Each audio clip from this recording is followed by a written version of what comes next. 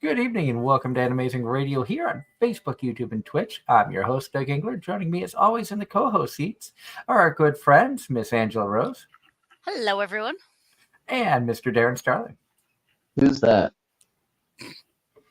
I know, he died. Again. He died in 1.0, 2.0, and 3.0 versions, apparently.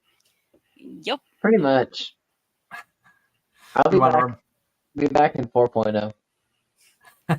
We want to remind everybody that Anime-Zing Radio is brought to you tonight by Home Circle Media for the latest and greatest in anime gear, everything from pens, pencils, stationery, and officially licensed art books. Be sure to check out homecirclemedia.com today or look for them at an upcoming convention near you. We're also brought to you tonight by Triple S Lawn Care. If you're in the Raleigh-Durham, North Carolina area and you need some quality lawn care at a great price, reach out to Triple S Lawn Care. They'll be happy to hook you up. I'm sure Darren still has some openings in his schedule, but they are filling up fast. Give me a call, get on board, because I am almost full. Tonight, we're going to be doing a little bit of a review of the spring season. There's a couple of shows in particular that Angela and I wanted to talk about, and I know Darren has caught up on a couple of shows finally as well. So we're going to have some fun talking about that. Also, if you're in the northern New England area and you want to hit up a great convention in 2 weeks, the Rail City Fan Fest will be going on. That's going to be at the end of June. Yeah. I believe it was June 22nd, 23rd, I believe it was. I'll have to double check the dates. I did reach out to Luke about coming on the show, but unfortunately, with it being crunch time for the con, he's not able to join us, but I did want to throw a shout out. Be sure to check out Rail City. We've had a lot of fun there the past couple of years. I'm really sad that we can't make it up there this year, but obviously it would be like a 10-hour drive to get there. And with my work schedule, it's just not feasible at this time. But maybe next year we'll be able to get back up there because I did really enjoy that con. We've had a lot of good memories. And I know, Angela, you enjoyed it last year as well. Yep. So shout out for Rail City Fan Fest. Like I said, if you're in the St. Albans, Vermont area, be sure to check them out. It is a fun con. It's a smaller con, a nice, comfortable feel where you can just kind of walk around, talk to the vendors, talk to the artists. Luke puts on a great show up there. It's got some wonderful volunteers as well. So be sure to check them out if you can. But tonight we wanted to talk about, where the spring season is almost done. We're winding down. A lot of episode 10s, 11s, 12s, or 9s are coming out. So, where is the season gone? Pretty much. It's gone by really quick, and I surprised myself with how much I actually started watching. I dropped a few shows that I lost interest in. And then I picked up other ones just because of you guys in the chat. And hello, Ross and John. Great to see you guys in the chat. Amazing loyal listeners who are always a part of our programming here for Anime-Zing Radio. And we love you guys. And before we start deep diving, I actually have a question for John. Remind me, is My Hero one of the simulcasts this go around? Are you actually keeping up with the dub, or is it a week or two behind? Because I remember John saying that was one of the ones he watched, and that got me curious. And while we're waiting on that one, because I know John will be answering that in just a few moments. We'll start off talking a little bit about some of the shows that we've been watching. And I know, Angela, Darren is supposed to be joining us for one of these shows watching, but he's been lacking on time. And John says, keeping up with the dub of My Hero Season 7. Yeah, I'm really liking Season 7 thus far. But that one started late, and it typically doesn't follow the normal seasonal pattern, if you will. But Ross is also jumping in with level 2 cheat skill commentary. And I just looked on Crunchyroll real quick. The dub is 2 episodes behind the sub. That's so. I figured it was a week or two, but I wasn't sure because sometimes they simulcast them, sometimes they don't.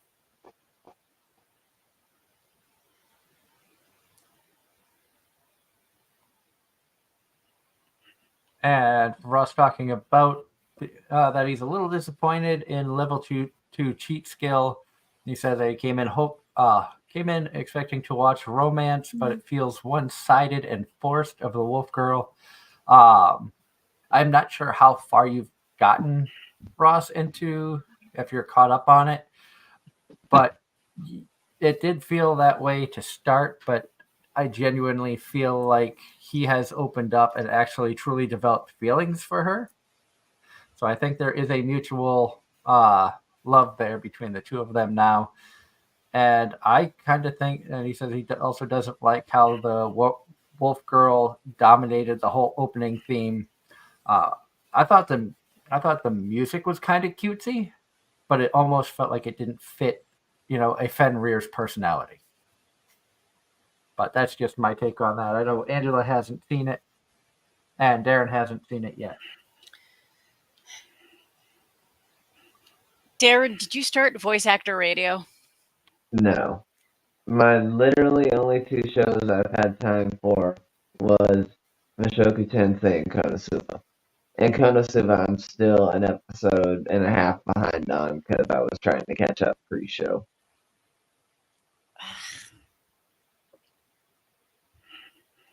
After the show, you should watch the first episode. It's on the list. You sound like me now. Besides, I still gotta watch Reincarnated as a Meeting. Reincarnated as a what? A meeting. A meeting? You didn't get the running gag? Apparently there was a meeting in the first every episode of the first 6 episodes of Slime, and they dubbed it Reincarnated as into a meeting until they finally got back to what Slime was all about in episode 7. Oh no, I didn't know that. Yeah. I haven't seen Slime. Like, I'm not caught up on Slime. I think I left off on season 2, part 1.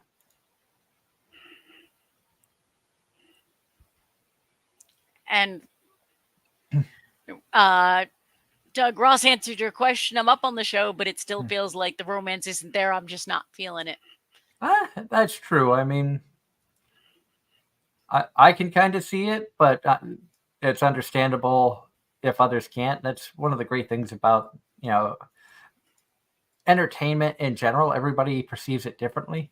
And then you can, the responsible ones can have an adult conversation about their differences and, how they see things and how they don't see things and respect each other's opinion. Exactly. And that's what we try to do here on the show. Yes, we poke fun at everybody, at each other's. Isekai is crap. Shonen is overrated. The typical nonsense.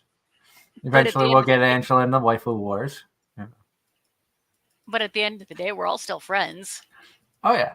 And none of us take each other 100% seriously. Good Lord. At some point, we're going to force Angela to watch the first episode of Vending Machine. No. That would have to include me too, because I'm still. If we all got together, or I should say, when we all get together, we watch just the first episode. That way, Angela doesn't have to hear us hounding her. She sat through one episode. About to say, if we're doing that, then I'm also putting her through DxD, and then she's probably going to put us through Psychopaths or something that she likes. Psychopaths isn't a bad idea. I'm down. Honestly, I don't. Honestly, the temptation to pick a worse psychological horror. I was thinking Mira Nikki or something.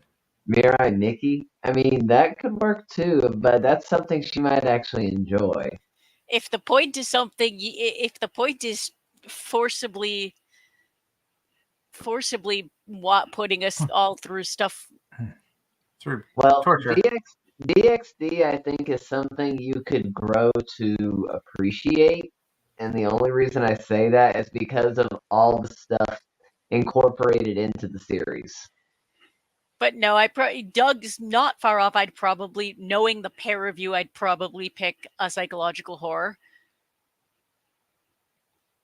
That's the funny part. Mirai Nikki's not exactly a horror. I mean, it can be classified as that way, but it's more psychological thriller. And I love psychological thrillers. And I think I've actually seen a couple episodes of that, believe it or not. I have not. But no, Psychopaths. Or I'd make you go, or I'd actually go the opposite and pick something like Chainsaw Man that I really enjoyed, but understandably, you both would say is overrated. Oh, and I've seen Chainsaw Man, so. Fair. From the chat, Ross says the same goes for Astronaut. There is little comedy, but to me it feels dry, and romance is not. Romance not there, goes nowhere at all. John says I'm watching 86 anime dub and I'm on episode 11. 86 was so good. I loved that show, and that show did not get anywhere near enough love. So I'm glad to see it. I'm so happy to see people watching it. It looks like something that I would actually like. I'm not gonna lie. I know that you really enjoyed 86, but I don't think I looked into it enough to even understand what it's fully about. It's a war story. Oh, Tanya the Evil? I'm just kidding. It might be interesting. I've seen a few war story ones that I kind of enjoyed. But did you watch Lord Marksman to Vanada? No. No. That one was decent. The one with the War Maidens and the Archer. And Ross says Darren, Mirai Nikki is not psychological, it's sci-fi thriller. Well, there's some scenes that make me question that, just saying, Ross. Because of the way Yuna likes to play mind games. Yeah, Yuna is psychological. Something wrong with that girl. I think because of all the memes I had seen with her in it, it made me want to at least check out the show years ago. But she's best girl for a reason. I think for psychotic pink-haired characters, I think I still would rather Louise over her. She's one of the OG psychotic pink-haired characters. Or, because if you really think about it, the OG pink hairs are her, maybe Louise, and Madoka. Madoka's one I keep meaning to go back and watch and then never do because free time, what's that? I don't think I've ever seen a Madoka Magic. I've seen Madoka Magica. I have not. I've seen little clips here and there, but well, how can anyone forget Mommy? Nunya says all girls with pink hair are psycho. That is true. Baka and Tess. Yeah. I mean, we could even take that as far as Anya. Yeah. Anya, Mocha Akashiya, Rosario Vampire. She had two personalities in that body.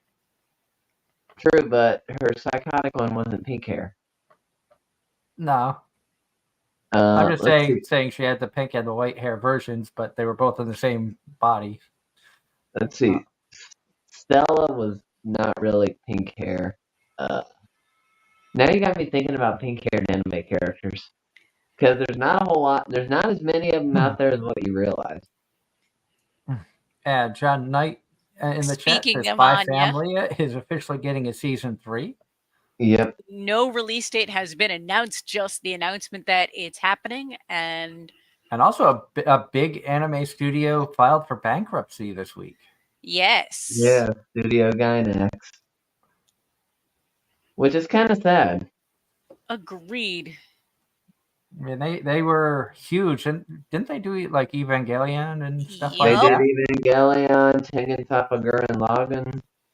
So And some huge titles in the anime industry. unfortunately, I read the article about that, and basically, my understanding is IPs got sold without improperly, and other studios now can do stuff with certain IPs. Ah, Among other things, basically mismanagement up the wazoo. It sounds like. which that happens, especially if there's been different ownerships and stuff. Hi, Angie. Hello, Sharka. I'm surprised, Angie. Angie is actually my sister-in-law, and it's great to see you in the chat. I hope you enjoy our show tonight, Hey.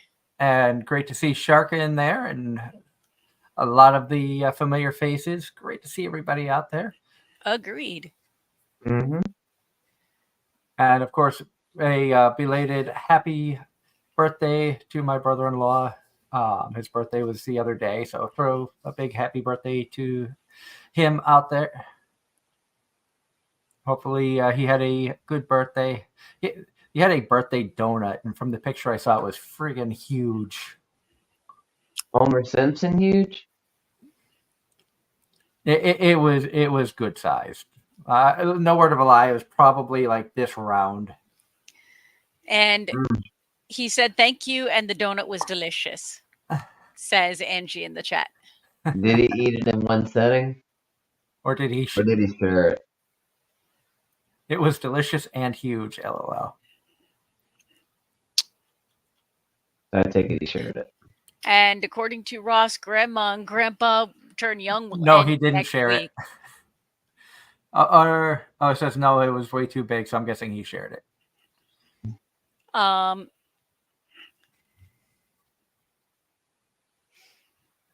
But Angela and I were talking before the show a little bit through our group messenger about some of the stuff we wanted to talk about tonight. And one of the shows, as Angela, you started bringing up, was voice actor radio. Because that was originally the one that all three of us were going to watch. Yeah. What's time? I know, right? Yeah, we ended up binging a bunch at once for that exact reason. So, without trying to spoil anything for Darren, Angela and I were going to talk a little bit about our impressions of the show. I know we said previously it's nothing like we were thinking it was going to be. And I maintain that. It's another one of those. If you look underneath the cute imagery, it's actually really insightful. It turned out to be the kind of show that I absolutely love. It reminds me of shows like Smile Down the Runway, After School Dice Club, and New Game, where it gives you kind of a more inside look at a specific industry. It kind of there were chunks that gave me on the same vein. It kind of gave certain aspects reminded me a little bit of Bakuman. And the cool thing about it, and Darren, you'll probably pick up on this really early when you finally get around to watching it. But the two main characters that they focus on are high school girls who are in the same class together that are both voice actresses, but nobody knows when it starts off. Eventually, everybody finds out because of different things that happen. But the two of them being voice actors who look up to each other. They admire each other's work, but don't know each other. Don't. One of them is very outgoing, very Marin-esque.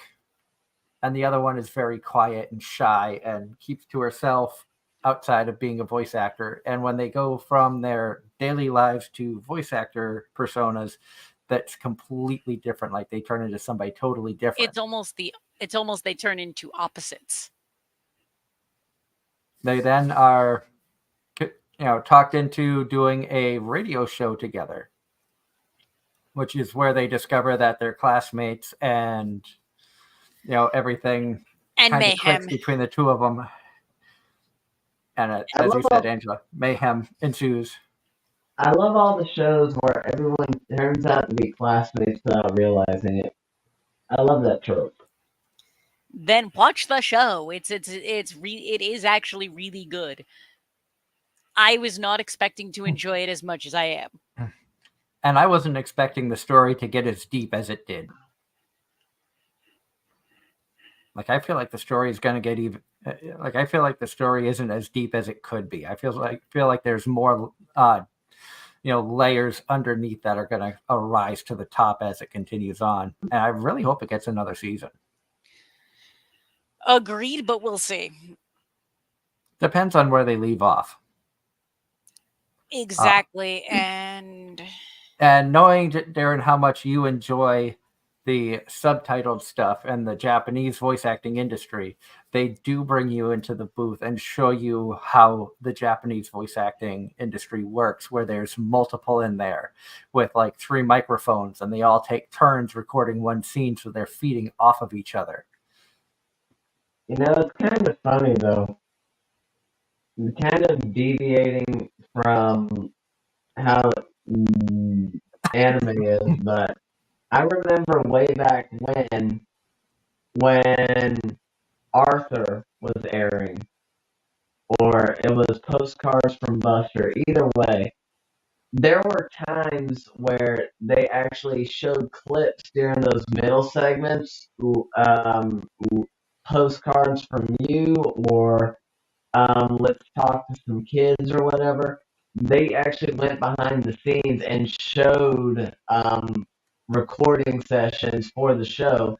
And if I'm not mistaken, there were multiple people in the same room, like in the Japanese studios, behind the mic, and they were all feeding off each other. It wasn't just individual recording. And it's interesting to see that, especially where on this show we focused a lot over the years talking to American voice actors, where it's one person in the booth at a time, and so it's kind of neat to see the difference in recording styles, and in some ways, it makes me appreciate the work behind the scenes on the English dub, knowing that everybody goes in individually, and then the director who has to get the energy off of each other, who has to play off of the other person who was recording before them, as opposed to in Japanese, where they have the in time real like energy feed off of the other person as the scene's going on. And they're probably adjusting the mouth flaps to accommodate the voiceovers as they're speaking. So it's probably a complex but easier for them than it is to make the mouth flaps flow with the English. I don't know. But that's one thing that I really, really enjoyed about voice actor radio was, you kind of, and it's, kind of a realistic look at the industry. It's not all happy-go-lucky. You see rivalries, you see jealousy, you see, internal pain and anguish when things aren't going right, or you feel like you've just absolutely bombed a recording session or an audition, and that's stuff that we don't get to see as fans typically when it comes to the voice acting industry. We see the finished project, and outside of being able to have these voice actors coming on different podcasts, press conferences, panels at conventions, when people can ask about what it's like, we really don't take the time to think about what is it like from their perspective when it comes to going in. We've heard stories from like J. Michael Tatum as France when he couldn't figure out the right accent when he first started recording Italian until he got the blue snuggie on. How many people go into the booth and they're trying to figure this stuff out? That's something that the general fan like myself would never fully understand unless we had the opportunity to go and try to make up a voice for a character. Which I'm not going to lie, it would be kind of neat to try, but there's no way I don't think I would ever be able to be a voice actor outside of like a fun trial and error type thing at a convention. If they had one of those, who wants to be a voice actor, come up on stage and we'll try to do something. Oh, I was at Morgan's the other day until a different panel started, and it was kind of interesting listening to what all they have to go through to prep for the booth and whatnot. And Morgan's entryway into anime voice acting is very, very interesting because she won a contest at, I think it was HaberCon, a anime convention, fan-run anime con dedicated to Todd Habercorn. And they had a voice acting competition where people could go up and the winner would get a audition for a Funimation show, and Morgan won that audition, and that's how she got her start, which is really, really cool. Yep, she slid into the industry. And then you have people, and I saw this on Trash Taste when they interviewed voice actor Alex Lee. I guess he kind of lied his way into the industry. If you want more context on that, you got to check out Trash Taste podcast. When they interviewed Alex Lee, he talks about how he got into the industry, and it was surrounded by a bunch of over exaggerations. But bringing this back full circle, and to the chat, the chat's talking, bringing it back to anime. John Knight says the first 2 episodes of the Go Go Loser Rangers dub is now on Hulu. And Ross says the Banished Former Hero ends tomorrow, and Studio Apartment Good Lighting Angel Included ends Saturday. And that was one I meant to watch, especially considering I loved The Angel Next Door. Spoils me rotten. Oh, what, the Studio Apartment Good Lighting Angel Included was one you were wanting to watch?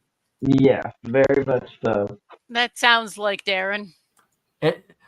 Because Ross has talked it up so much, I did check it out and kind of binged up to and caught up to it. It has been really good, but it gives me a Rosario Vampire feel a little bit with the Monster Girl aspect.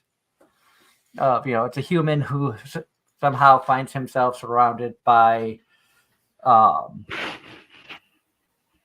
different types of girls, because there's a snow girl, there's an angel, there's a vampire, there's a kappa. So it's a little bit of different monsters than you find in Rosario Vampire, but it's a very wholesome and cute story. You can kind of see a harem feel to it. Not as much fan service as Rosario, but there is still some. Well, but all in all, it's a cute show. And I like cute. Out there, it's definitely up your wheelhouse.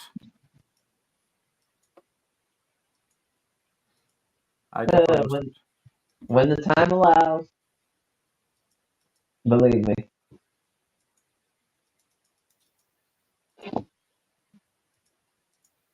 You'd have plenty of time if you just left Bojangles. I was gone from Bojangles for 2 weeks. To be fair, I had a lot of projects that I had to get done. I still have at least 2 or 3 more that need to get done. So we all know how this works. You would have to kidnap me away from my equipment and my customers in order to probably make me enjoy myself. Angela could arrange that. Don't threaten her with a good time. I mean, that was actually our plan for you, but Yep. I mean, what do you think, Angela? Us pulling off a train robbery with Doug as the I see no reason why we can't be ridiculous. is there And is there jail time for robbing a train of its conductor? there could be. I don't know. But yes, the plan was to kidnap you before going to a convention in your neck of the woods. Surprisingly, I've been seeing a lot of stuff pop up because I'm in, the Harrisburg, Reading, Pennsylvania area. I've been seeing a lot of stuff on my Facebook feed about, Comic Con in Reading, Comic Con in Allentown, this convention or this kind of event going on in Harrisburg. There's even one in Altoona, but that's like a 4-hour drive. Still a doable day trip, but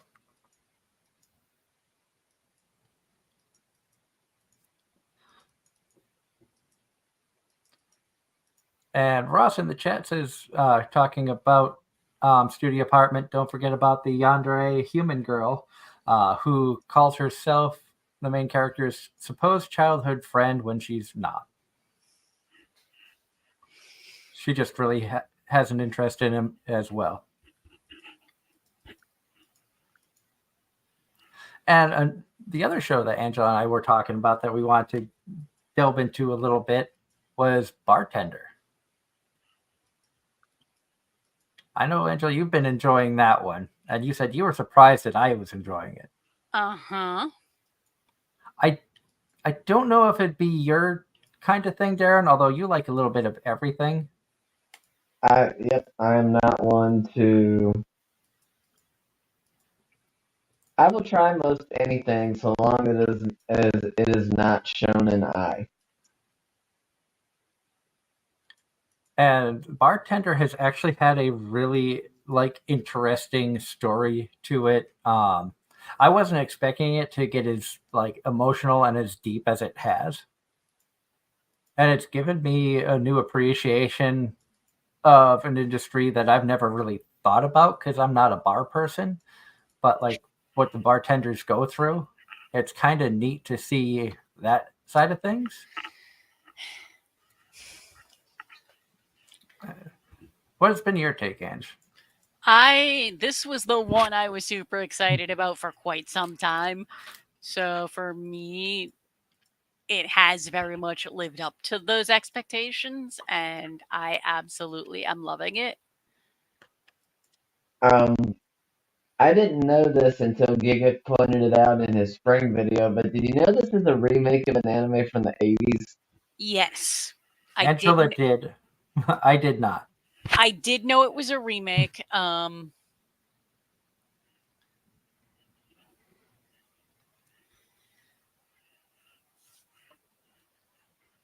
And it has been really, really good, and I've enjoyed I've enjoyed the characters. I've enjoyed the story, and it has a way of just subtly kind of drawing you in and wanting to know what happens next. And then it has a fun way, or I say fun way, but an interesting way of dropping some bombshells. Yep.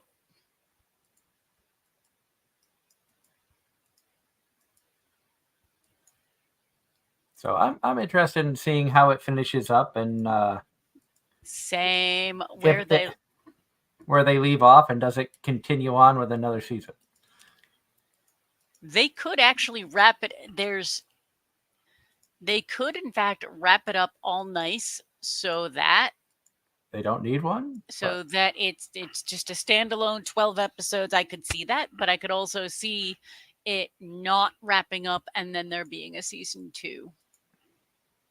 or them wrapping it up to where okay, it could end like Kuma Bear didn't need a season 2. They wrapped up season 1 to where you could be satisfied, and then they came out with a season 2, and you were like, it wasn't needed, but it didn't deter from the story. It added to it.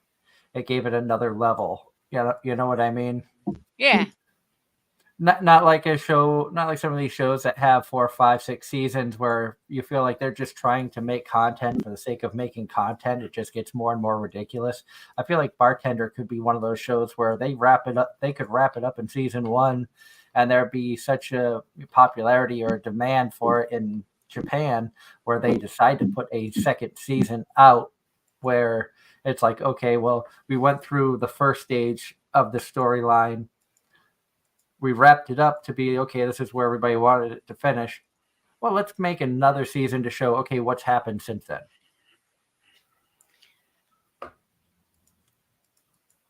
and not lose anything. Well, And question from the chat for you, Darren. Oh, go ahead. I was about to say, I will say this: Mob Psycho could have ended on season 2, but when we were graced with a season 3, it actually ended up working out. Like it was a nice closure. And then Ross in the chat says, here's a question for Darren. What anime have you been able to see this season, if possible? Jobless Reincarnation and Konosuba. That's it. That's all I've had time for. So where Angela and I share voice actor radio and bartender, Darren and I share Konosuba and Jobless. It took me forever to get to start Jobless, but I'm kind of glad that I waited. I was able to get binge like the whole first season and then get into season 2. And it feels like I keep wanting the next episode to drop. I feel like Jobless Reincarnation is one of those shows that it's almost better watched in like small binges as opposed to one episode weekly. It's almost like you get that addictive high. Like I don't want to wait for the next episode, but I kind of want to. Yeah. And the storyline has progressed to where one of the early on main characters has finally made a reappearance. Well, not so much a reappearance, but a reuniting. Yeah. Because remember, she's made several appearances, but they haven't been for long periods of time. Yeah, they've had moments where they would both be in the same location and narrowly miss seeing each other for various reasons. Yeah. But Roxy has come back. It makes me wonder, and I've been trying to avoid spoilers on the internet because I've seen people talking about, the manga and the source material for Mushoku Tensei. And I've been trying to avoid like reading anything people post about what happens in the future because I've been enjoying the now of the anime. But it makes me wonder how much chaos is going to happen when Ares comes back.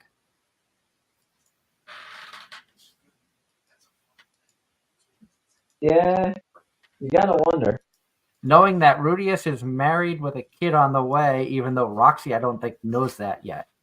She don't. Paul's the only one that knows. And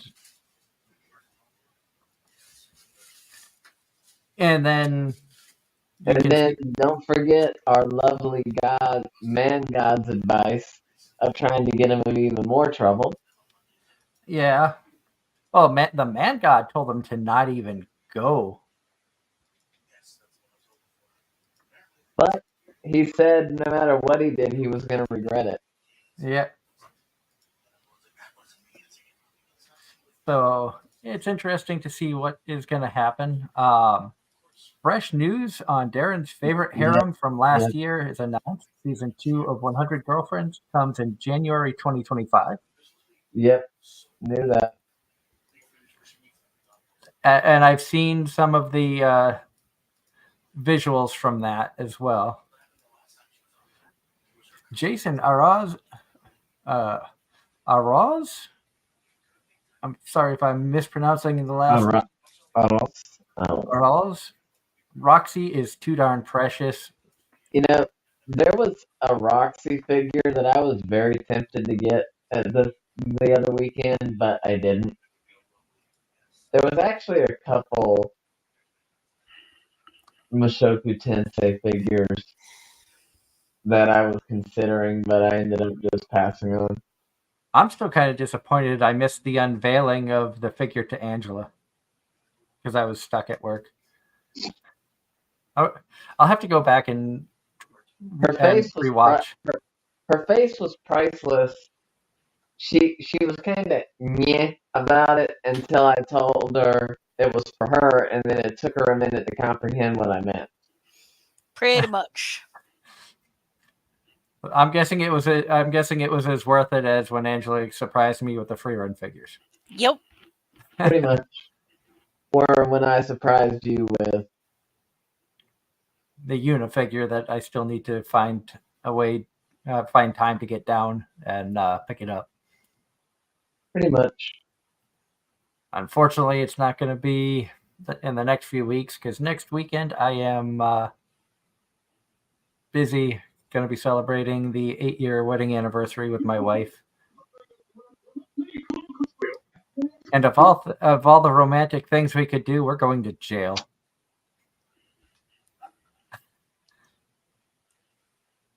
Nothing wrong with that. Nothing wrong with that, right, Darren? Pretty much. I mean, I can think of several shows where that's gone very well. Let's see. Nanbaka? That was a fun time in jail. And when I say jail, we're going to Eastern States Penitentiary in Philadelphia, Pennsylvania. It's more of a history museum now. It was a maximum security prison where a lot of horrible stuff had happened. It's been featured in a lot of paranormal shows. Those who know that I'm an avid paranormal fanatic and been a ghost hunter for years. I love that stuff. So it's your first paranormal trip in a hot minute. It's my first paranormal trip in a long time. Ross says Doug should play Monopoly and use the get out of jail free card. I just don't want anything to follow me home. That's all I'm. You don't want to be. You don't want to be like Yuki Yuna in the hot springs and have the ghost follow you around. Yeah, I'm good with that. I've been very fortunate through all my years of paranormal investigating that I haven't had stuff that has followed me. Knowing the history of Eastern States Penitentiary, having watched many different shows who have been there, including well-known TV shows like Ghost Hunters, Ghost Adventurers, and many, many more who have had the honor of investigating that. We're not doing an investigation. We're just purely going for a guided tour. Al Capone was held there for, I think he was there for like 6 months, and it was said that the guards could hear him screaming about a ghost from his Valentine's Day massacre that supposedly haunted him.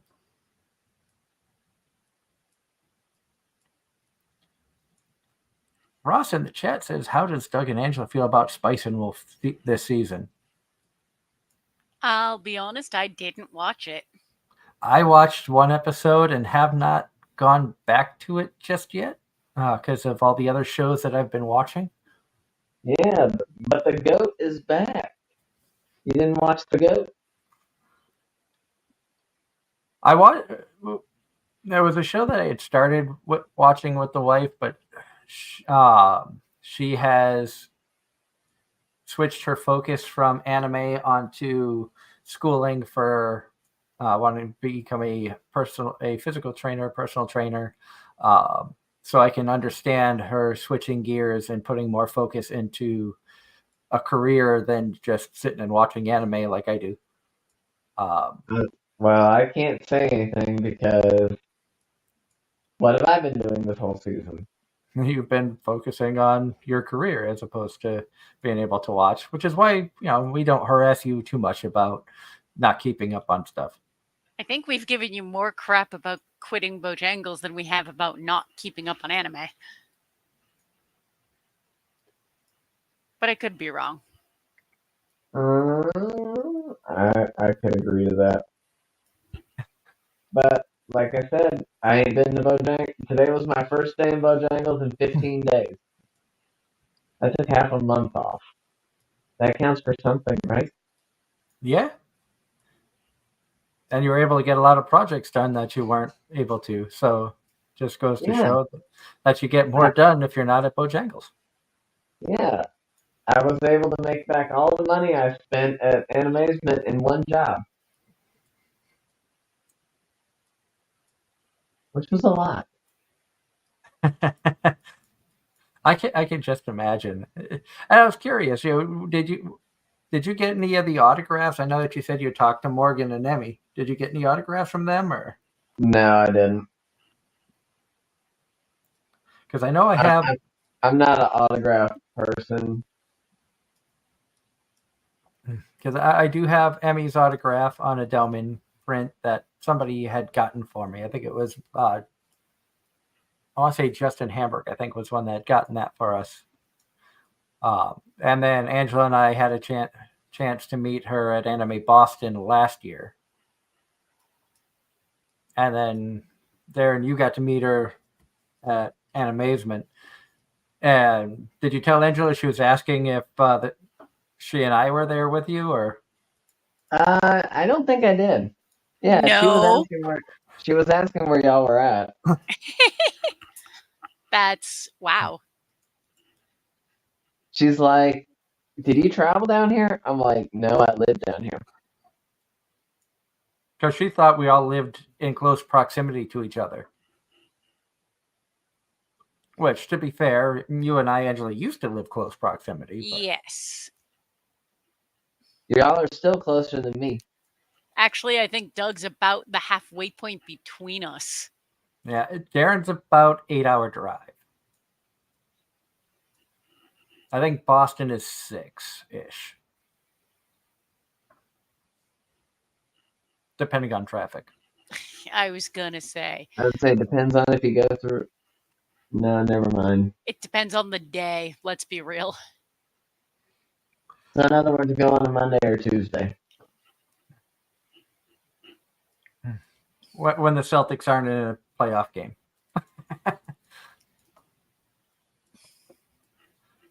Yeah, that's the big one. Their game two's tonight. They're playing right now. Yeah, they are. So I know what I'm doing after the show if the game's still going. No, don't do it, Doug. Don't do it. I see what the score is right now. If you curse the Celtics, I will blame you. I watched game 1. You are a New England sports fan. You know exactly what I'm talking about. Oh, I know what you're talking about. And this is me not being a sports fan. And this is a very Boston specific. This is a New England specific thing, I think. Maybe other sports fans are just as superstitious, stupidly crazy. And Ross in the chat says, so I guess my next question is, nobody's but me has seen Laid Back Camp. I have not watched it. Nope, heard it's amazing though. It's basically cute girls doing cute things. Something Giga hates. But he has admitted that he likes Laid Back Camp, I believe. Yeah, I have not watched it. Don't get me watching something else for us. It's bad enough I'm already watching so many shows. This season, you're doing what I used to do. When I have the days off, I'm actually able to watch some of the shows. Like this season, I am caught up on Banished Former Hero Lives As He Pleases, chilling in another world with level 2 super cheat powers, reincarnated as a 7th prince. That's another one that I've been meaning to. Despite the criticism of the first episode because of how the main character was drawn. Yeah. Konosuba, I'm caught up with. Many Sides of Voice Actor Radio, Bartender. I dropped Train to the End of the World because that was just too out there. I need to catch up on Archdemon's Dilemma, How to Love Your Elf Bride. So that's 7 shows going through. I know there's more. Studio Apartment, Good Lighting, Angel Included is number 8. I'm behind on Grandpa and Grandpa, which is 9. Mushoku Tensei is number 10. So I'm kind of watching 10 shows this season. I don't want to pick up any more right now. But that's what I used to do all the time. I never used to have the time for that, and now I kind of do, depending on the extra board list. Whereas for me, my list is in the order my anime list lists them in. I'm on 5 episodes of My Hero Season 7, 8 episodes of Kaiju 8, Voice Actor Radio, 2 episodes of Mysterious Disappearances. I kind of need to go back and watch that one, but, with what time? 4 episodes of Go Go Loser Ranger, 3 episodes of Windbreaker, and up through episode 10 of Bartender. On the note of one of the ones you literally just mentioned, what was it? Oh yeah, Kaiju number 8. Is it everything Crunchyroll's making it out to be? Because it seems like they've been dick riding it all season. Pardon my French. I'm actually really enjoying it. I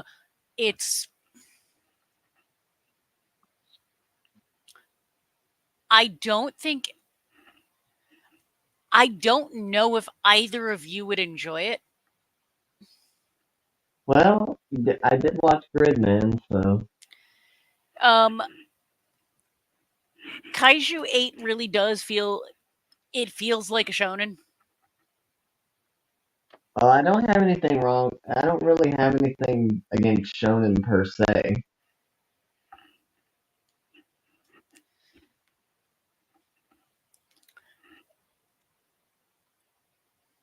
I would say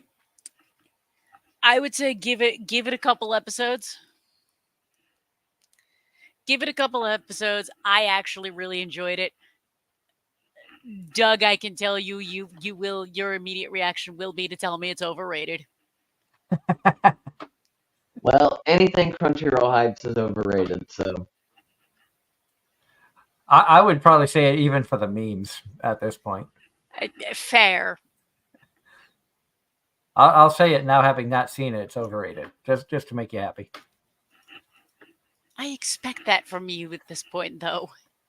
I know.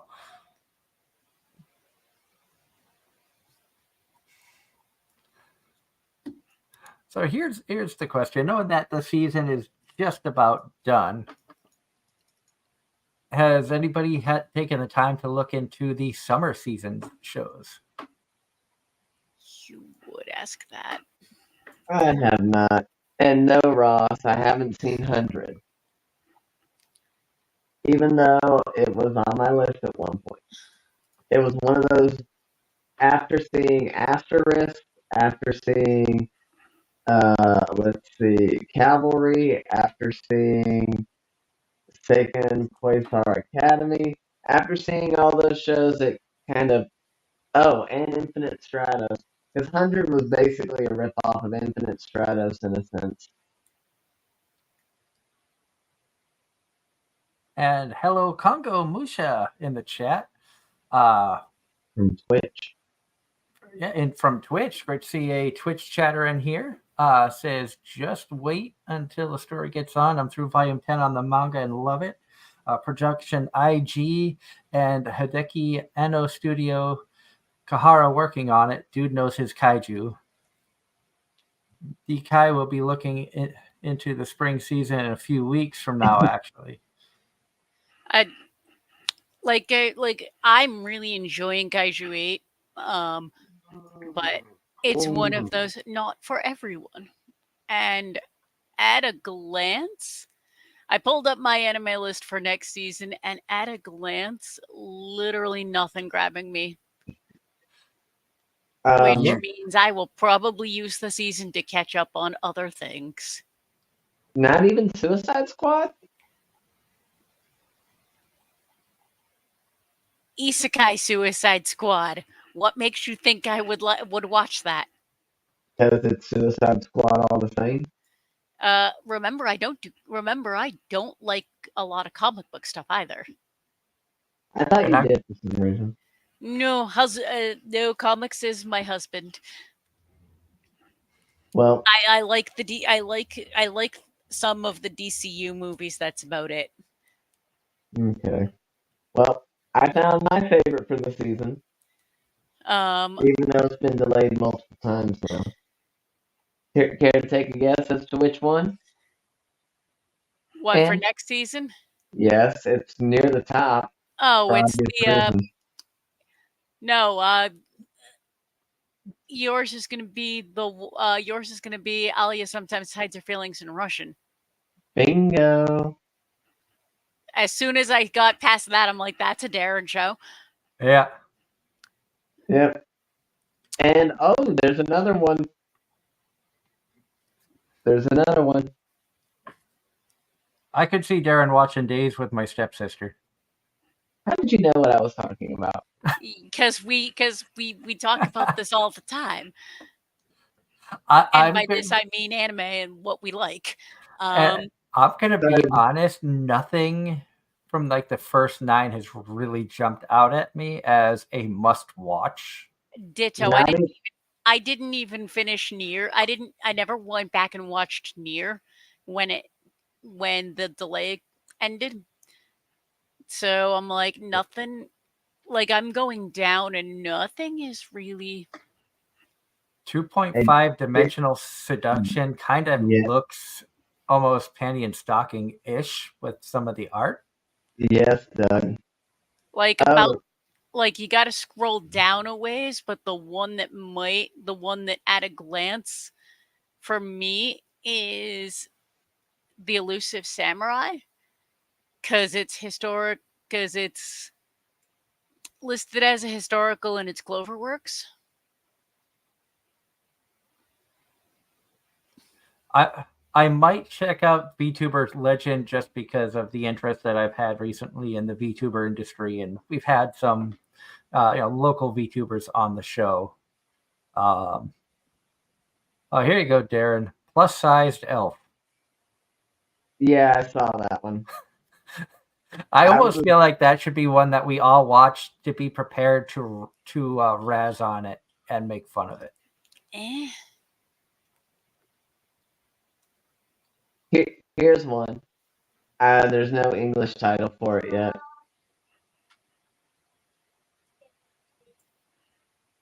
Koi wa futago de watakirenai? It's further down. Looks like a love triangle.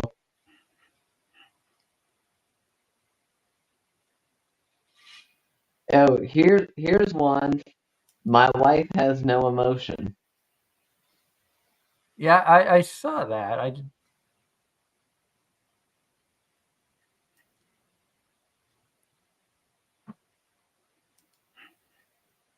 mean, I don't know. I guarantee that I'll probably delve into a few shows depending on what Crunchyroll gets, and there are some that seem like they could be somewhat entertaining. Bye If bye this Earth. Bye Bye Earth, I think Angela would be interested in if it's got a good storyline, an action adventure Wait, fantasy that could go.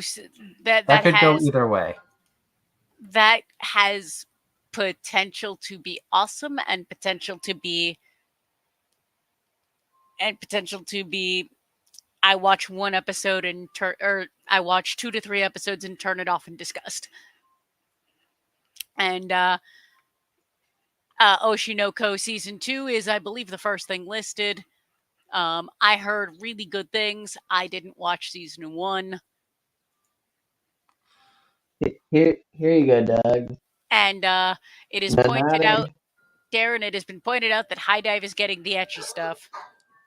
Of course, because ever since Funimation's no longer, High Dive kind of took it over. It seems like ever since Testament of Sister New Devil that Sentai's been getting all the ecchi shows. That or Funimation lost all taste in ecchi after their Interspecies. disaster with the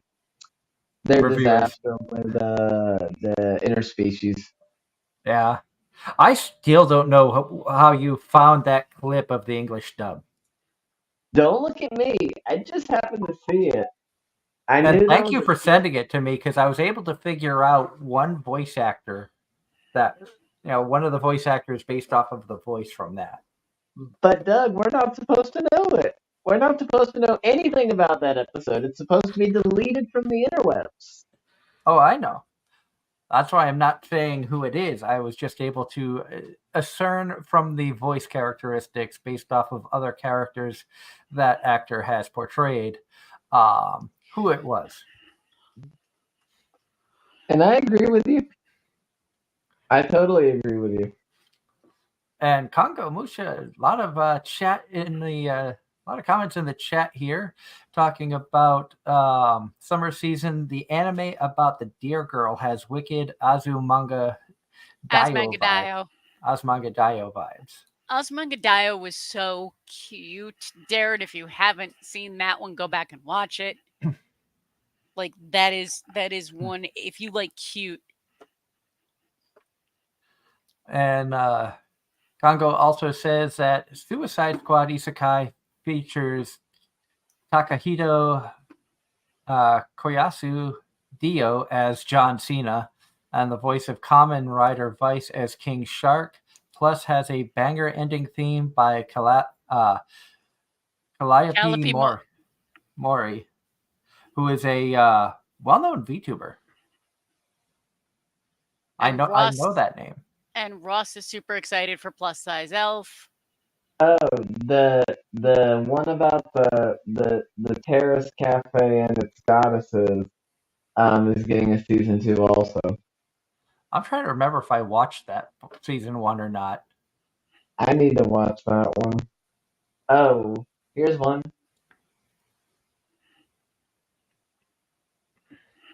Gigi Harem.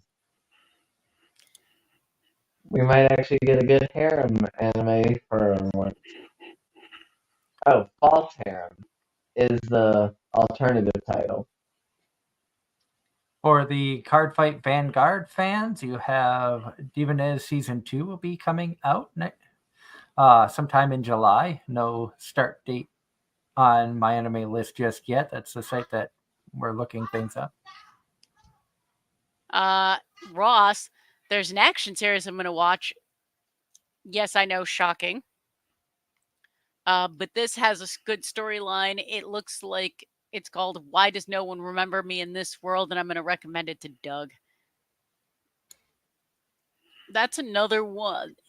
Let me go back and find that one, because I think that was that for me is a possible. Here you go, Doug. Here's another one for you. The rookie middle-aged adventurer was trained to death by the most powerful party to become invincible. Back to the lengthy light novel titles.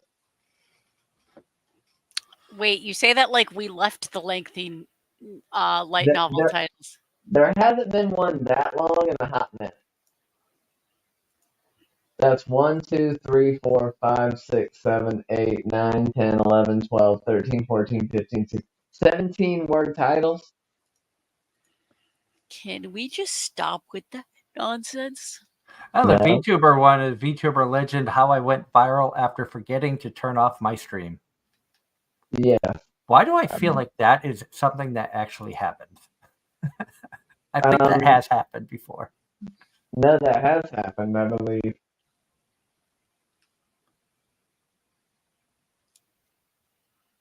I know. Oh God, what Fillion did a stream where she was sick and just was like trying to lay down in bed and rest, and her chat just kept like she put a speaker and she's like, "Chat, could you just play like some soothing music while I try to relax and feel better?" And they just blasted her with obnoxious sound effects and fart noises and So no lo-fi girl?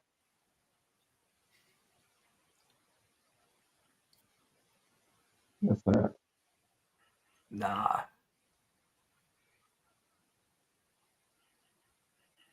And Kanko says, "Look up my dear friend, Nokotan." Like I said, Wicked Azumadao vibes. Also, Shy season 2 next season. Um, Hey, here Uh, you go, Doug. and Fairy Tale, 100-Year Quest. and no, Darren from Ross, unfortunately, Gigi Harem is not a harem. It's just a girl who acts like she has a dissociative identity disorder, so she gets the guy she likes who wants a harem to love only her.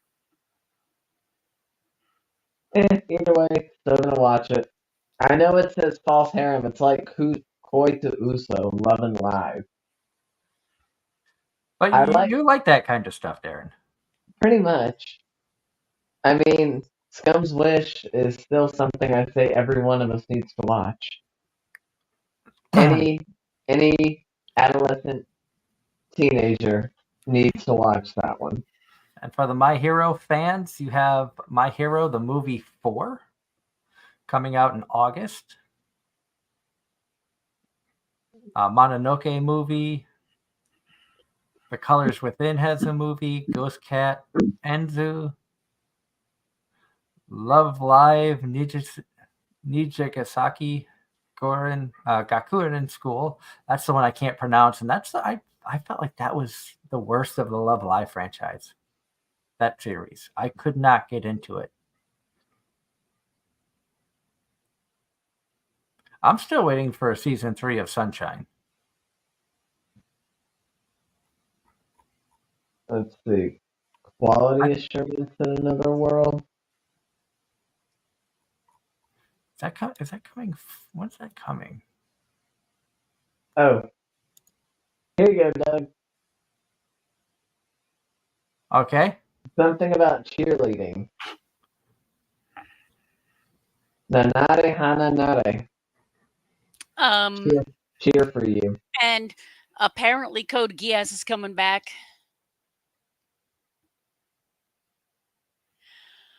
Yeah, of course, because they gotta get all the money they can off of the series. Oh, and there's another YouTuber one, a comedy about two NewTubers who are active on YouTube, the world's largest video posting site. Mayonaka Punch.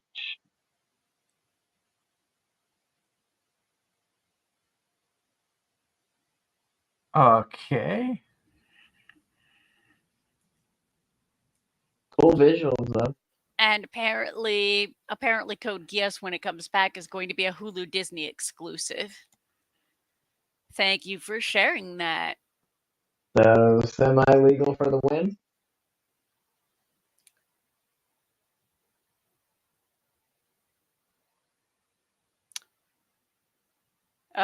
And Ross says, I take it back. Angela might like Atri, my dear moment.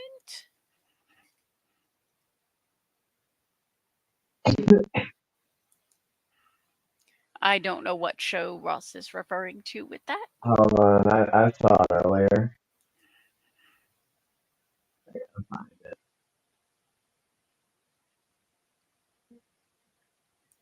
Oh, Atri, ATRI, My Dear Moments. Drama, romance, sci-fi. Studio Troika. Oh, Troika's got a good reputation. It's based off of a visual novel. uh, And the visual novel ones are always pretty decent for the most part.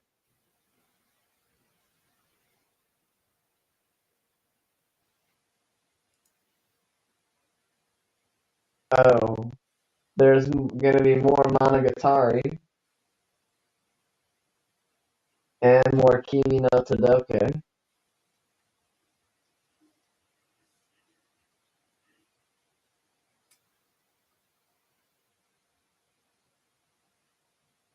And Bochi Conga in the chat says Bochi the Rock is coming to theaters in compilation movies courtesy of Crunchyroll, probably to fund a season 2.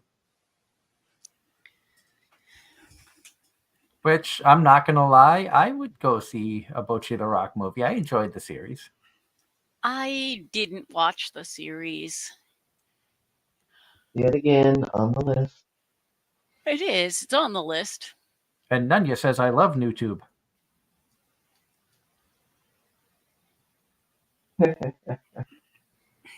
Oh, Lord. Sorry, I just skipped ahead to fall, and I see several titles on here that are... Yeah, I skipped ahead to fall a little bit just to look. I'm like, okay, I see like 3 shows that right off the bat. I need to catch up on season 4 of Is It Wrong to Try to Pick Up Girls in a Dungeon before I can Dang, watch season 5.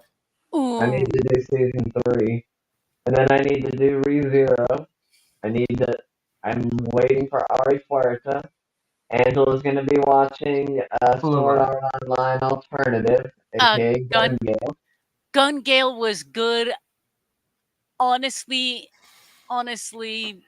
Gun Gale worth watching. I'm Angela's excited going to for that. watch Dragon Ball Daima. No. That's me. I'm definitely going to be watching the Maid one. Love Live Superstar 3. That's the one that I'll be watching for sure. There you go. Just asking when that was going to come out. But if we're looking ahead, the 3 Seven Deadly Sins fans that are out there, you get more Seven Deadly Sins. Yeah, most of the series for all it's worth. It's actually looking like... Oh, you're getting another Idol anime that's season 2, Doug. Yeah? The Idol Master Shiny Colors. I have not watched a single Idol Masters episode from any of them. Oh, here we go. Darren, here's one for you and me. Goodbye, Dragon Life. Okay.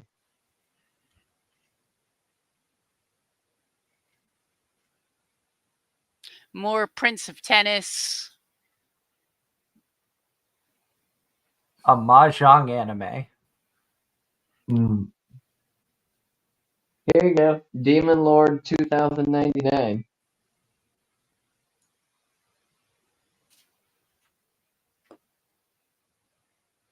Cyberpunk Metropolis. There you go, Ange. Where are you seeing that? Middle of the page. It's below the Maid. It's below the Maid and below the Seven Deadly Sins.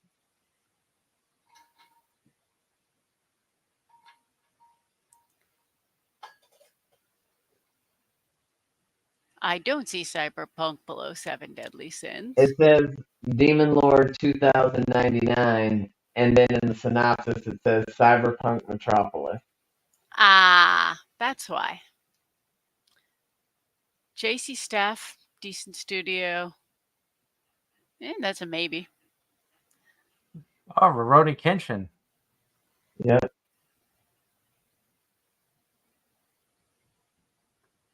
Was that a series that you watched, Ange? I don't remember. Nope. I feel like that would be up your alley, being historical, shonen samurai type. Never seen a single episode. And none of your business. Oh, Doug. Yeah. Oh, Doug. Guess what else is coming? What's Even that? though after school Hanako-kun, it's more toilet. More toilet. From the chat, There's anime that is coming out this summer that got its length time shortened due to the author dying before finishing the series, and it's called The Magical Girl and the Evil Lieutenant Used to Be Arc. Arch enemies from 23 minutes to only 15. Oh, that's sad. Yep. Uh, I'm just gonna leave none of your business's comment. Why are they saying goodbye, Dragon Life? So, I understand where Angela's going with that. Um, I know exactly where that was going. Dun dun dun. That This was a fall bad looks business. No, looks that's a like very it's bad going to be business. good. Apparently, G Kids sniped the rights for home video and theatrical release, and it'll stream on Crunchy and Netflix.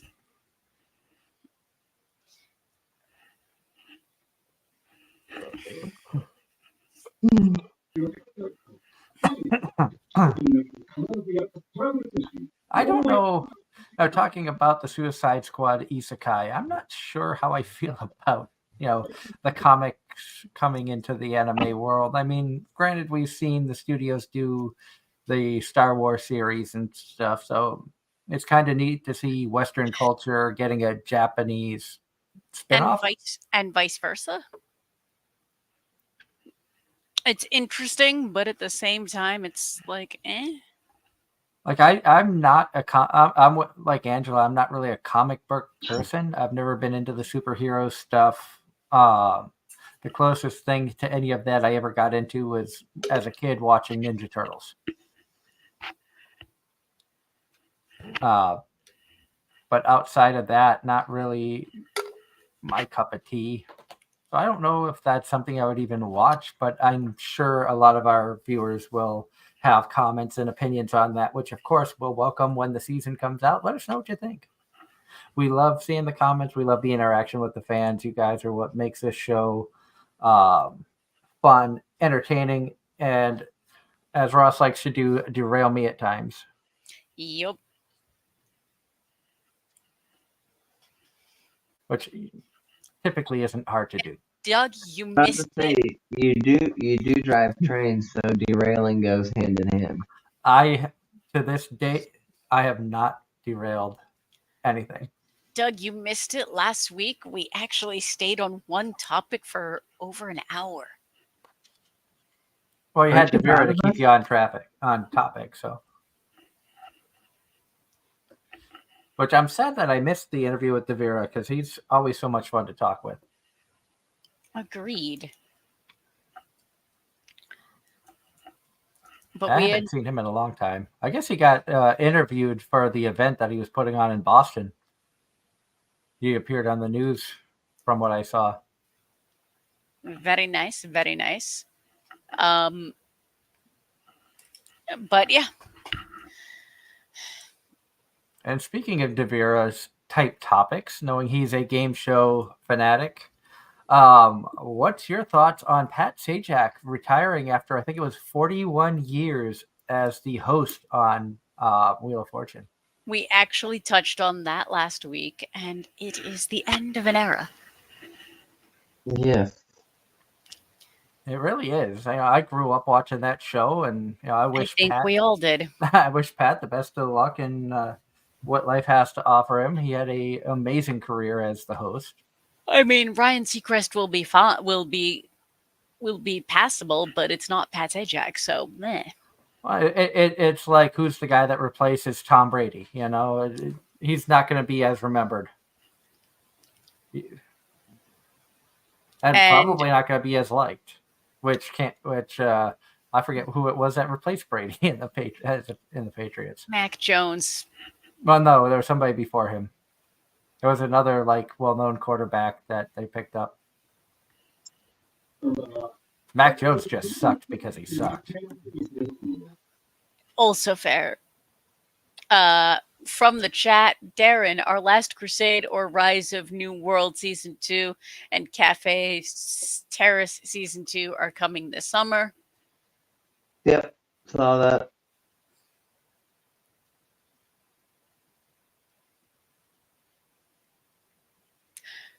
Not Okay. not anime, but kind of related. Did anyone watch Shogun? No. No. Uh, Japan historical show, live action based on a book. I've been meaning to watch it and haven't gotten around to it yet because free time. What's that? And also, Ross is pointing out that today is Donald Duck's 90th birthday. Happy birthday to Donald. Quack. One of my favorite Disney characters of all time. I'm not going to lie. As a kid, Donald Duck was my favorite of the Disney characters. I'm not gonna lie. I'm sorry, but when it comes to ducks and cartoons, I prefer Daffy. I like Daffy as well. I could never get behind Donald. Is it because you couldn't understand Donald 90% of the time? No, not so much that. Just Donald was too rage. I think I that's don't what I know. liked about him is I was very quiet, kept to myself type kid. So seeing a cartoon character that just flew off the handle all the time, I kind of enjoyed that about Donald.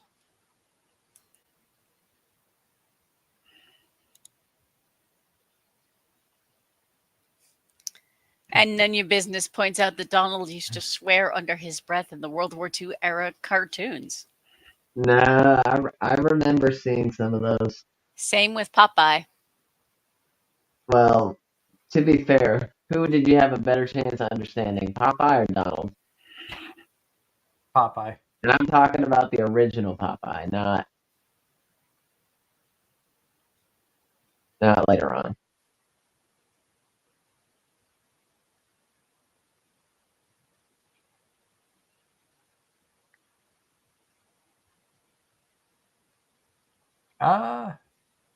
I still think I could understand Popeye better than Donald half the time.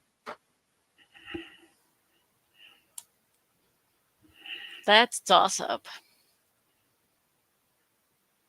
But I say that having not watched a lot of the old content, period.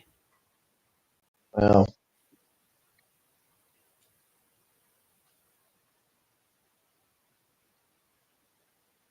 I'm just scrolling to see if there was any other anime news that had come across my news feed recently, and I'm not seeing anything. Now we're reaching the end of one season, approaching the next, and upcoming events. More cancellations for Fan Expo Boston are getting announced, and subsequently, people are upset. What's happening with Fan Expo Boston? Where'd it go?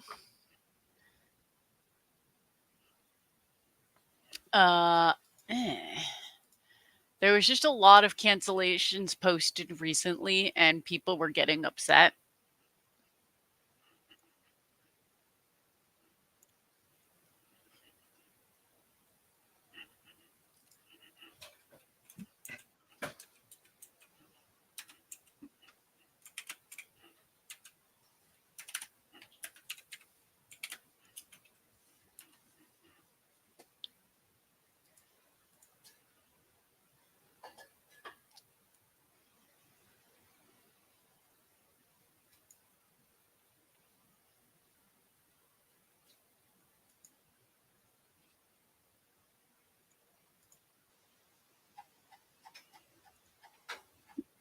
Who are the guests that were supposed to be at Fan Expo? Let's see. Sam Raimi was one of them.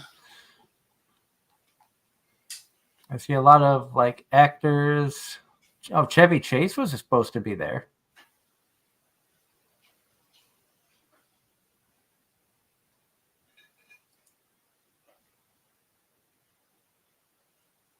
Animation voices.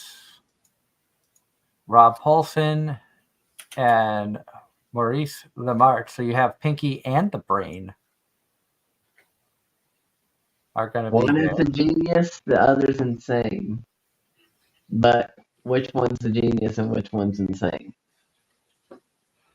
Anime guests: Zach Aguilar, Adam MacArthur, Justin Cook, Kyle Hebert, Justin Briner, Regan Murdoch, Ryan Colt Levy, Sarah Natacheni, Chris Wakehamp. That's a pretty good lineup for anime voice actors. Sarah was a wonderful person to talk to. I'm very happy we had a chance to interview her at Anime Boston.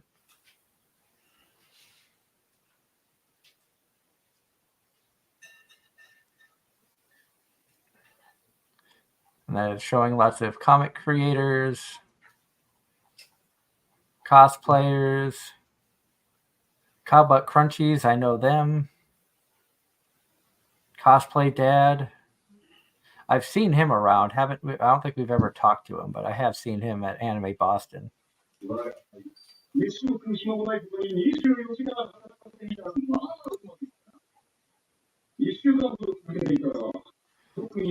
And Nunya says, "Oh, so Darren knows the fan theory behind Pinky and the Brain."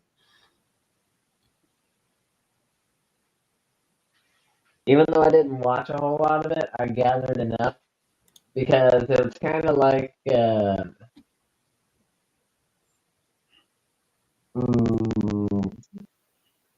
what's another good show to compare it to?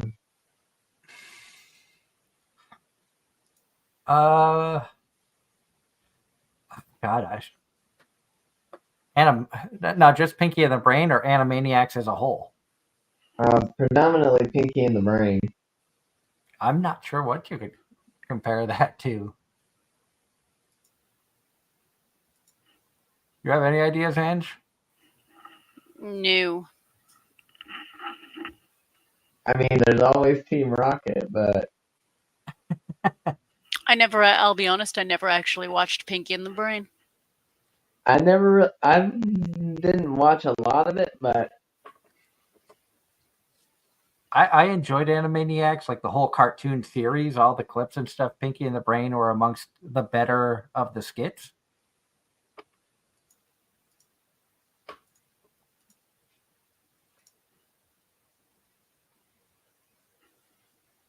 Of course, anything that Rob Paulsen has had a part in, Rob Paulsen is a phenomenal voice actor. I enjoy a lot of the work that he's done. I've met him a couple of times at Kineticon. wasn't he at GalaxyCon when you were there with us?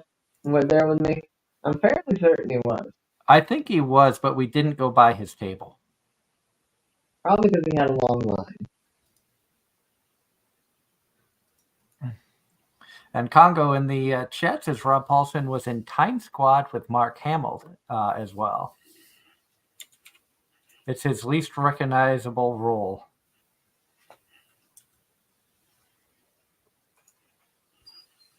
And yes, John, I will acknowledge Zenobia's voice actress's birthday. Lauren Landon was nice enough to sign the base of my figure back at Anime-Zing in 2018, I want to say. One of the few times that Darren wanted an autograph. Yes, and she was. It was one of those things where it was one free autograph, I think, at the time. So I do kind of miss those days of being able to just get the free autographs where you could have like one thing signed for free. But I also understand the business side of things and why they charge. Having talked with so many of them, and that's one thing we've been very lucky about with the show is the voice actors we've had on, and it's given us a chance to understand their side of the industry a little bit more and why they charge at conventions, and so I never have an issue paying for an autograph. At one point in time, I thought maybe they were charging too much, but I can understand the business side of things more now than I could say 5-10 years ago. So I understand why they charge. And, in today's economy with everything going up in prices, astronomically fast, a lot faster than the average working person's paycheck goes up. I can understand the need to make money however you can. So I will never fault the voice actors. There are some people that I won't pay the price they're asking. If you're asking $150, $200 for an autograph, just basic autograph, I think you're ridiculous. Mm-hmm. Found it.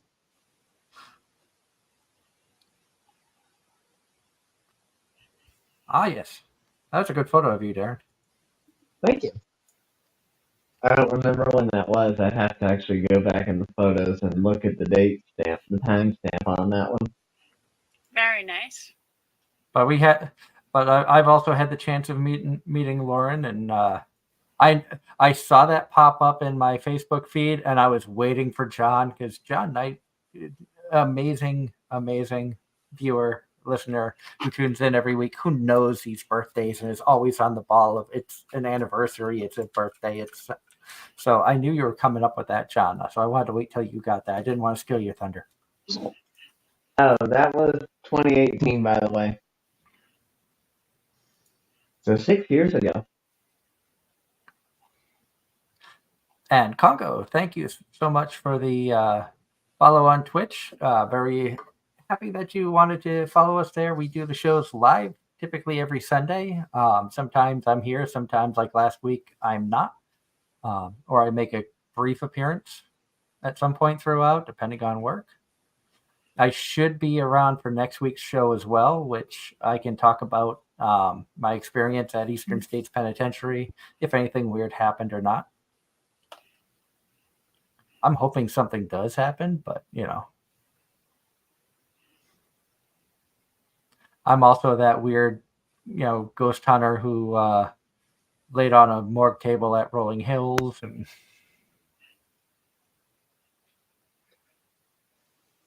I'm not like the Ghost Adventurers crew. I'm not like Zach, who instigates and tries to do stuff like that, but I will at some points try to go a little bit extra to try to have an experience or make something happen on camera. But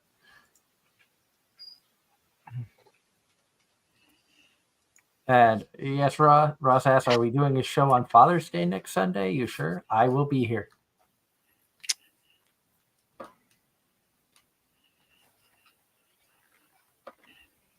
I should be here as well. And y'all know I'd be about to say, I'll be sure to revive for next week. Darren will be back for next week as well. And who knows, we might have a guest, we might not. I've been talking to a few people, sent out some feeler emails, waiting to hear back. Sometimes we do have the last minute guests that pop up, like we did with the Vera last week. And I got to reach out to a couple other people, see about having them on the show. If you've got any ideas of guests you'd like to see us bring on the show, cosplayers, artists, gamers, musicians, VTubers, drop us a comment in the chat with who you'd like to see us have. Shoot us a message over on our Facebook page, facebook.com/Anime-Zing Radio. Also, if you'd like to support the channel, we do have a Patreon, which needs some work, but at some point we'll start doing some stuff with that. It's just trying to figure out what, when, and how. Yep. Also, you can follow us on all of your favorite subscriptions if you want to hear the podcast side of things. I know, Angela, you've been the master behind the podcast platform, and Yep. I'm curious as to how well our Lady Beard interview went on the podcast side of things. Give me a moment, please.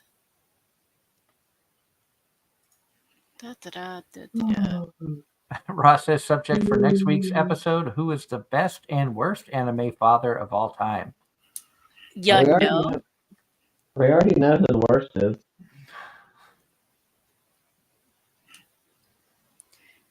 Who? Because I could come up with a couple of different answers to this.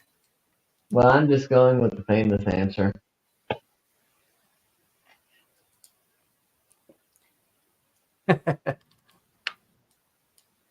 I forget his name, but it was the dad in Full Metal. Yeah, Show Tucker, I believe his name was, or something along those lines. I don't remember.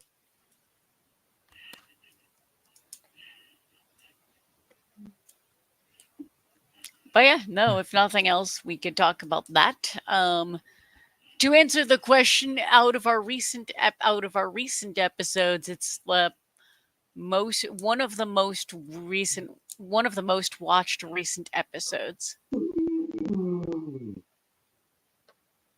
And like I mentioned before, Baby Beard recently appeared down in Georgia at what was it?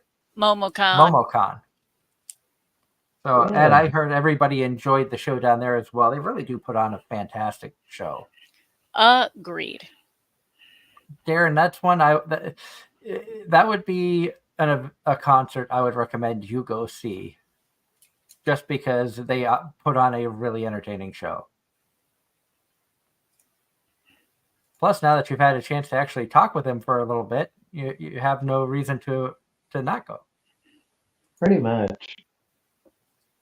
I mean, Angela's going to be forced to bring her husband next time. Roberto. Oh God. I saw Julia's post, by the way, Ange. So did we. Did you see that, Doug? I did. That's why I'm laughing. There is a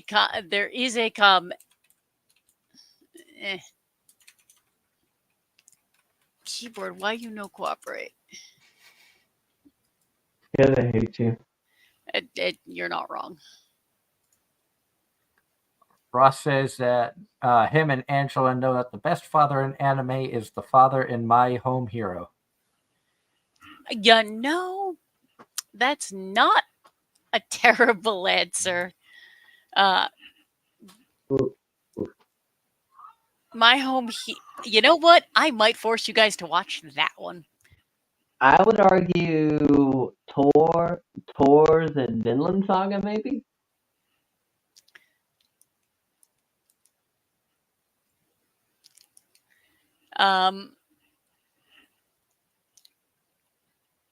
We could make it a case could be made. Best father is Lloyd Forcher. If you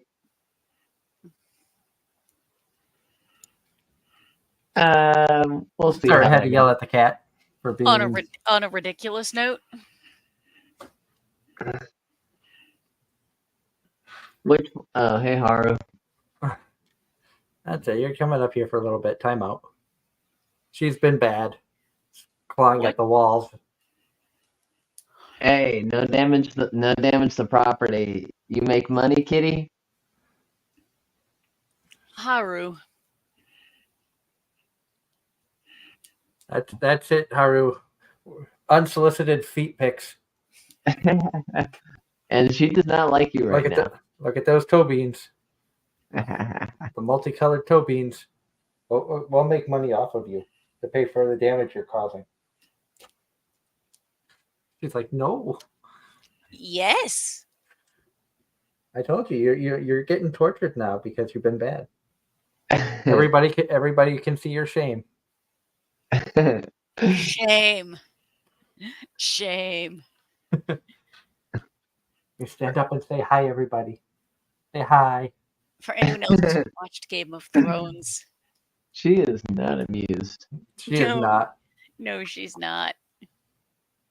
I'm waiting for her to talk. Where's Ainz hiding? Probably laying upstairs. Oh, now you're biting me, huh? Ross says, I'm still surprised after these past few years my roommate is cat never got a second season. I kind of am too. That was actually a really good show. I did enjoy that one. And for those of you wondering, yes, Haru is named after that show. And you're a pain in the butt, Haru. Good thing you're cute. Or throw you in the dumpster. Not really. We wouldn't really do that. No, we would never do such a horrible No, thing. no, that's the thing. I still never forget my kitty adopting me. Had her for almost 9 years.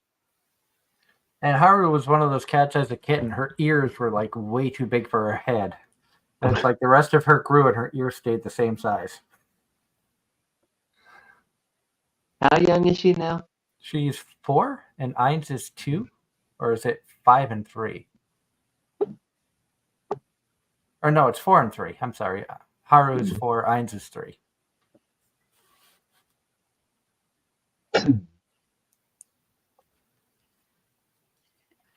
Ross, That, I had this feeling that Haru's owner and the animal vet girl had feelings for each other, yet we never got to know if they got together. that is true. You kind of had that sense that there was sparks that were starting to fly in the series, but it never progressed into that side of the story. At least not in what's been released. I don't know if the source material went farther, and that's or what's Or going money. on that side. Could always be money.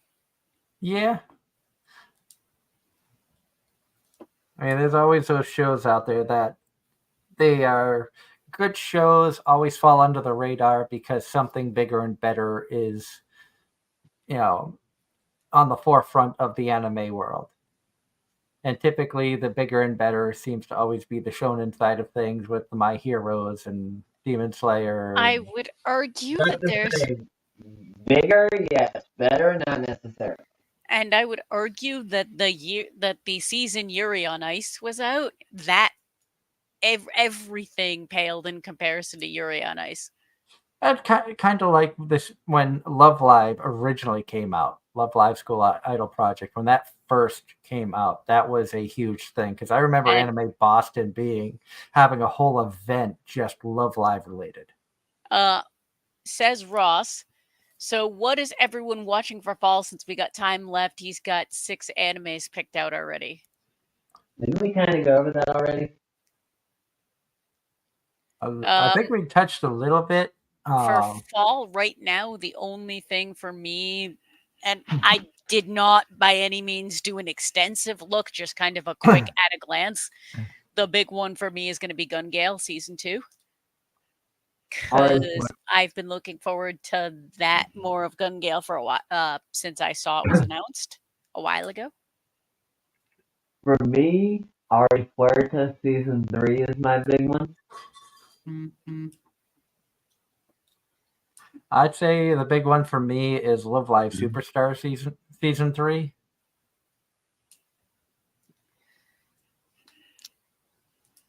But there's so much that I need to actually, both on the live action front and the anime front, just catch up on. So having a season where I'm only watching one show, maybe 2, means I can actually watch all the other stuff.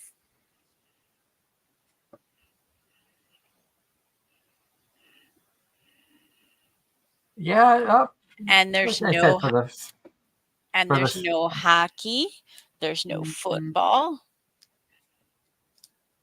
It's like the one time, it's like the one season out of the year you don't really have much else going on. It's more along the lines of I'm sure life will get in the way as it always does. plus you have some traveling. There is that. In other nonsensical celebrity news, the Mike Tyson Jake Paul fight got postponed. Yeah, go figure. I kind of knew that was going to happen. Well, yes, it was supposed to be while I was away, but it's no longer that way. Like I said,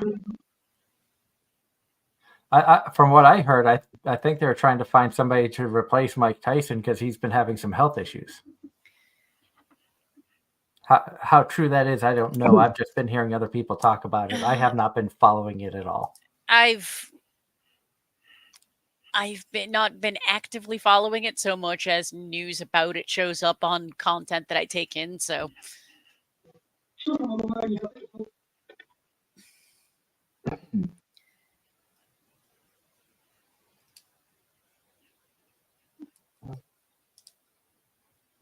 The healer who was banished from his party. That sounds like a Doug show. Looking at Ross's list. Nina the Starry Bride, Arifhuerta Season 3, Overlord the movie, The Do-Over Damsel Tames the Dragon Emperor, Blue Box, Mirai in Love, and The Healer Who Was Banished from the Party. So, No. Ross, no You Are Miss Servant? No maid? No assassin maid?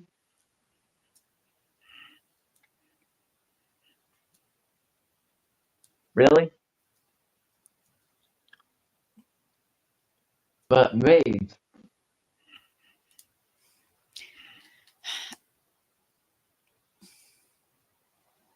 Or was, or did Akiva Maid Wars turn you off on maids?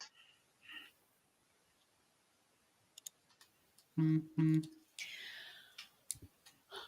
love how I just killed the whole conversation with that one. No. I've And Ross answered you. I looked at it. It doesn't say romance for the genre. True, but still. Ross likes his romance animes. As do I, but And every now and again, he finds one that I like. Ross has a way of getting all of us to watch shows that we probably wouldn't. Like, I had no intention of, studio, apartment, good lighting, Angel included. I will freely admit, the one he picked for me, I watched. I agreed to watch it specifically so that I could argue I'm not watching Vending Machine. Somebody else picked one for me, and then that ended up being one of my favorites. was that My Happy Marriage? Yes, it was. I still haven't watched that. I'm very picky about my romance. You're picky about a lot of stuff. I am, and I'm picky about my content because I have so little free time. What's your standard on romance so I know if any of the ones I've seen you could actually tolerate? The writing has to be quality. Okay, in what regard? I want a good story. For example, I absolutely loved My Happy Marriage. I absolutely loved A Sign of Affection. I still think you would enjoy Snow White with the red hair. Do you think she'd enjoy Horimiya? I'm not sure if that's, in all honesty, I'm not sure if Horimiya would be her taste or not. That's one where she might watch it and say this is good, or it might be one that she watches a couple episodes and goes, not my thing, I am done.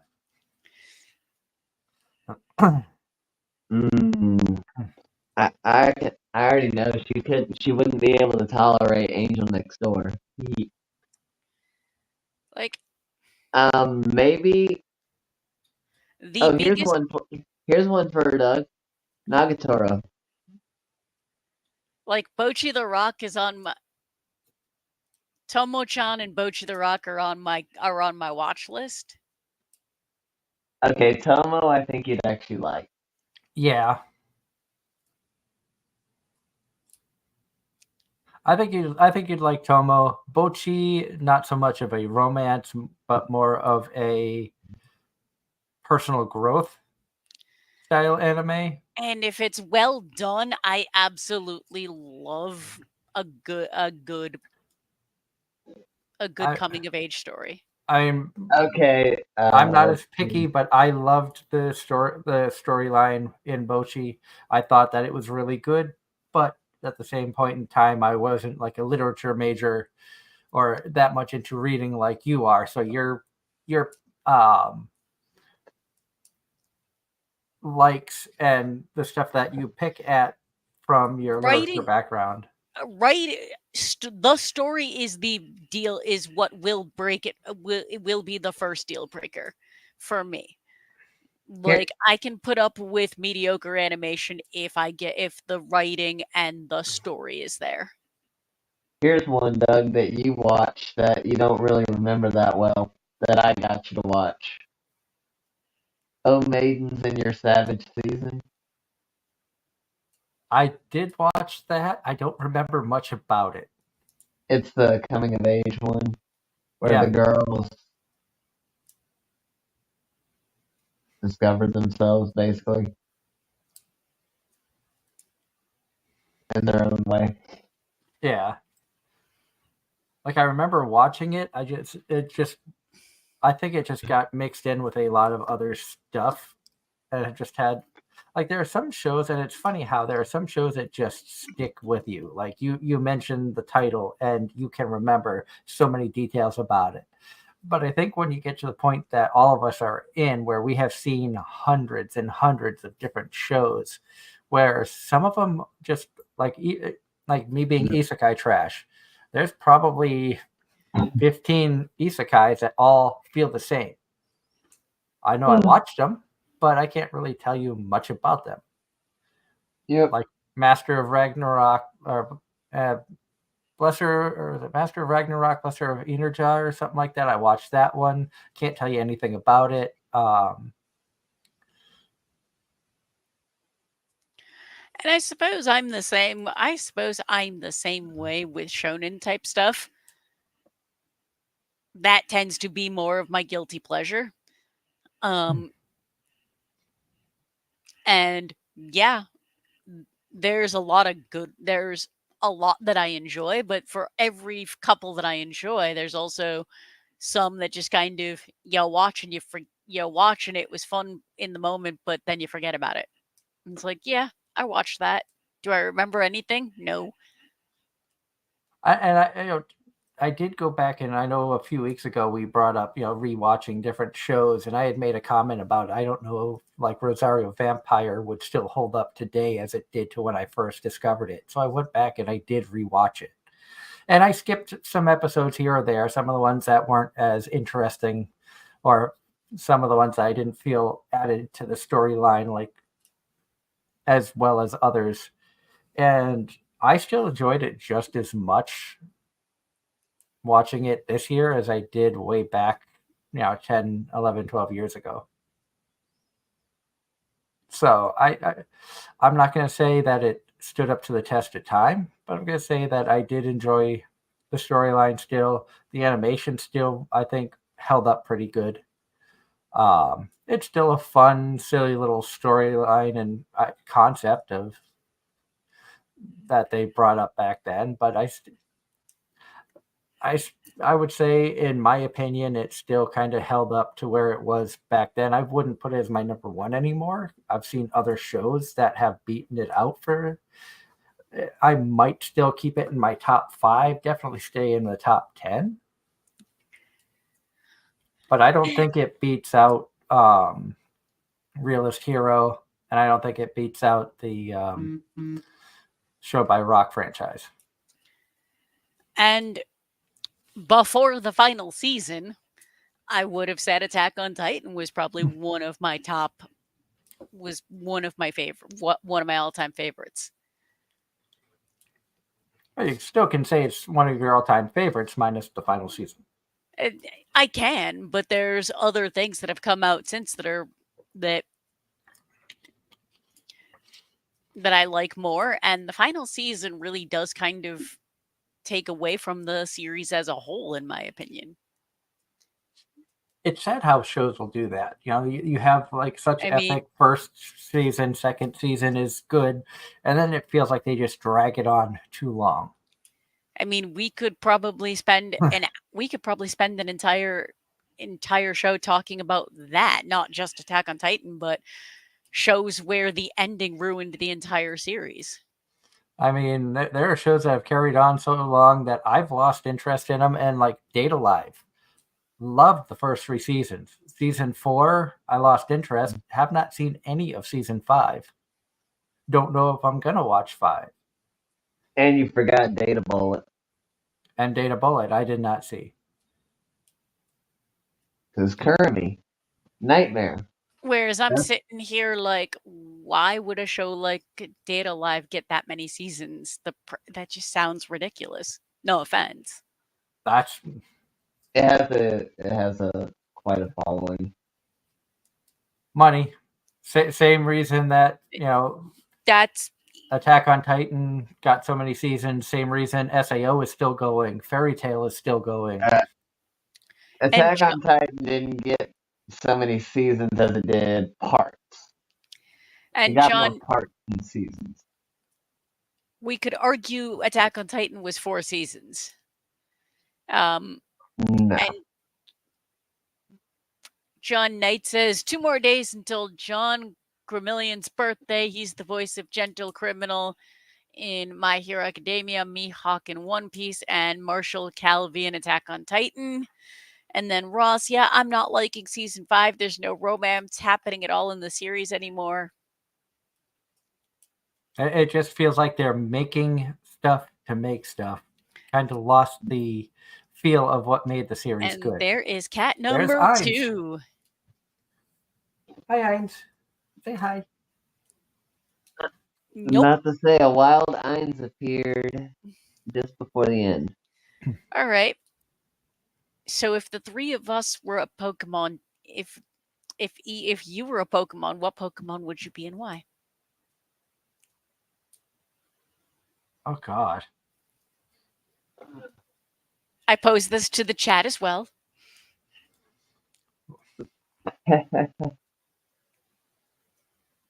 Are we talking our favorite Pokemon, or are we talking about the most realistic to our personalities, or what?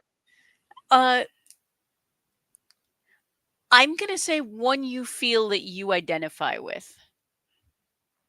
Cyndaquil. Right. Ross says Cyndaquil. About to say, not Totodile. I swear that Totodile was something else. I kind of would say like Umbreon for me. I'm just always like I love the evolutions. Eevee is amongst my favorite of the Pokemon up there with Squirtle, and I want to say that Umbreon is my favorite of the evolutions. And I can't say why. I've just always been drawn to Umbreon, which is why I got married dressed as a shiny Umbreon. Is it because I never show my face, Ross? Is that why you're calling me Brock? See, for me, I feel like for me, it would probably have to be Charizard. I can see that. I could see Charizard. I could also somewhat see Ponyta. Or Rapidash. I will say 1 year for Christmas, one of my friends, basically everybody got a stuffed Pokemon for Christmas, and mine was a Charmander. The argument for Ange because fire.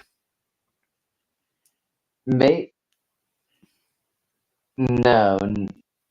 Ross.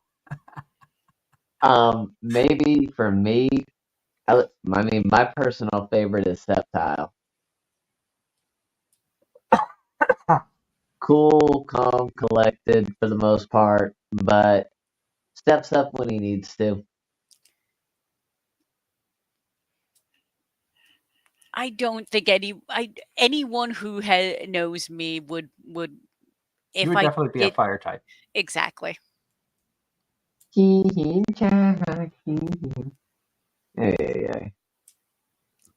But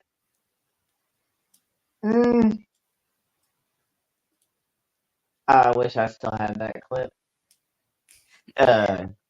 May's Torchic was something else. But hey, look at what time it is.